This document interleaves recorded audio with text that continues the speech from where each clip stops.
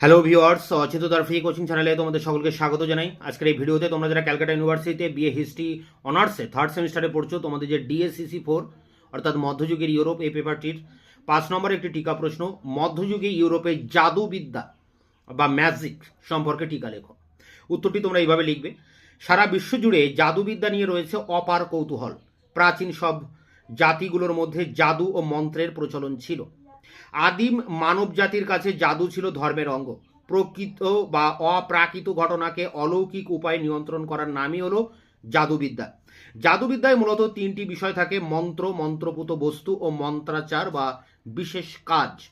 সব ধরনের কুসংস্কারের পেছনে রয়েছে অমঙ্গলের চিন্তা।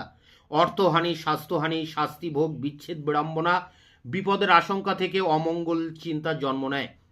এসব অকল্যাণের জন্য দায়ী করা হয় অপদেবতা, শয়তান, ভূত প্রেত ইত্যাদিকে। এদের প্রভাব থেকে মুক্তি পাওয়ার জন্য আশ্রয় নেওয়া হয় জাদুবিদ্যার। জাদুবিদ্যা নিয়ে ভালো মন্দ দুই ধরনেরই কাজ হয়। মঙ্গলের জন্য জাদু প্রকাশ্যে করা হয়। ঝাড়ফুঁক, টোটকা, চিকিৎসা ইত্যাদিতে জাদু সমাজ স্বীকৃত। এগুলোকে শুক্ল ইন্দ্রজাল বা হোয়াইট ম্যাজিক বলে। অন্যের ক্ষতি সাধনের জন্য জাদু মন্ত্র গোপনেই করা হয়। মারণ, উচাটন, বশীকরণ ইত্যাদি জাদু ক্ষতিকারক বলে এগুলো গোপনে করা হয়। এগুলোকে কৃষ্ণ ইন্দ্রজাল বা ব্ল্যাক ম্যাজিক বলা হয়। প্যারা করে দেখো, জাদুবিদ্যা প্রয়োগের উপায় বা উপকরণ নানা ধরনের হয়ে থাকে। বিশেষ প্রাণীর অঙ্গ প্রত্যঙ্গ, বিশেষ ধরনের উদ্ভিদ ও জড়বস্তুর জাদুর কাজে ব্যবহার করা হয়। মানুষের চুল, নখ, গায়ের ময়লা, জীবজন্তুর হাড়, চামড়া, দাঁত, মাংস, পাখির পালক, নখ, মাংস, রক্ত, গাছগাছড়া আর ফুল, ফল, লতা, শিকড়, ছাল, জড়বস্তুর মধ্যে মাটি, পারদ, সোনা, রূপা, তামা, লোহা, কড়ি, ঝাড়ু ইত্যাদি জাদুবিদ্যার কাজে ব্যবহার করা হয়। জাদুবিদ্যায় রয়েছে নানা ধরন, নানা প্রকার। জাদুবিদ্যার চর্চা করত এমন ডাকিনী, যোগিনী, ওঝা, গুণিন প্রভৃতি শ্রেণীর নরনারীর উল্লেখ প্রাচীন যুগ থেকে পাওয়া যায়। জাদু অর্থাৎ ম্যাজিক একটি পারফর্মিং আর্ট বা পরিবেশনমূলক শিল্প। সম্পূর্ণ প্রাকৃতিক উপায়ে উপকরণ ব্যবহার করে অসম্ভব বিভ্রম বা আপাত দৃষ্টিতে অতি প্রাকৃত ঘটনার জন্ম দেওয়ার মাধ্যমে দর্শক শ্রোতাদের আনন্দ দেওয়ারই নাম জাদু। প্যারা করে দেখো, যে শিল্পী জাদু প্রদর্শন করেন তাকে জাদুকর বলা হয়। ইংরেজিতে তাদেরকে ম্যাজিশিয়ান বা ইলুশনিস্ট বলা হয়। জাদু শব্দটি ব্যাকরণগতভাবে গ্রিক শব্দ ম্যাজিকা থেকে এসেছে। মাজিরা যেসব ক্রিয়াকর্ম পালন করত, গ্রিকরা তাকেই ম্যাজিক বলে অভিহিত করতেন। জাদুবিদ্যা আর জাদুকর এই দুইয়ের প্রতি মানুষের আগ্রহ সীমাহীন, সেই মানব সভ্যতার শুরু থেকেই। পৃথিবীর মানুষের লোক সংস্কারের এটা বড় অংশই হলো জাদুবিদ্যা। জাদুবিদ্যা মূলত অতীন্দ্রিয় আর প্রাকৃতিক শক্তিকে বশ করার বিদ্যা।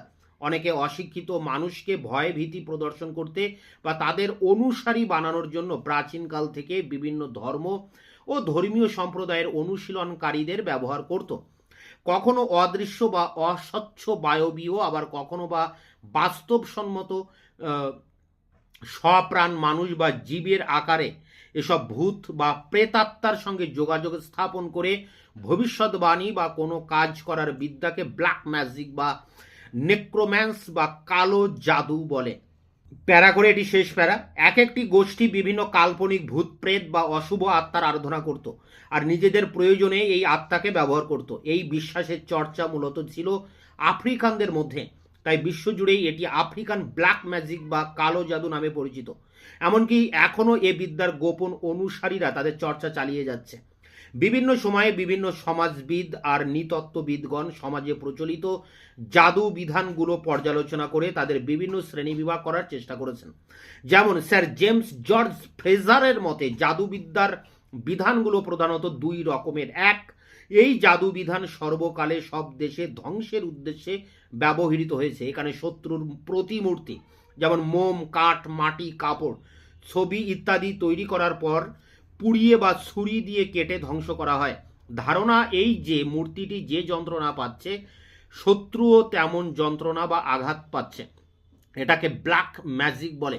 দুই, কন্টেজিয়াস ম্যাজিক। এই ধরনের জাদু বিধানের মাধ্যমে বিশ্বাস করা হয় মানুষের শরীরের বিভিন্ন অংশ, বিশেষ করে যেমন চুল, নখ, থুতু বা পরিধেয় বস্ত্রের মাধ্যমে জাদু করে মানুষের ক্ষতি বা উপকার দুটোই করা সম্ভব।